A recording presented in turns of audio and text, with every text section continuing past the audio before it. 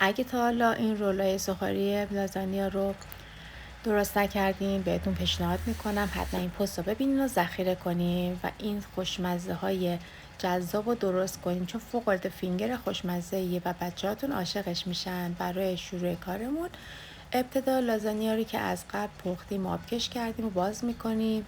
داخلش یه ورق ژامبون میذاریم، یه ورق پنیر گودا میذاریم و به این صورت رول میکنیم و داخل تخم مرغ زده شده میغلطونیم. بعد داخل آرد سوخاری میغلطونیم. میتونید شما این کار رو دوبار تکرار کنین که حسابی آغشته به آرد سوخاری بشه. حالا این رولامون رو داخل روغنی که قبل داغ کردیم سرخش میکنیم که باید با حرارت ملایم این کار انجام بدیم تا سوخاری یا نسوزه.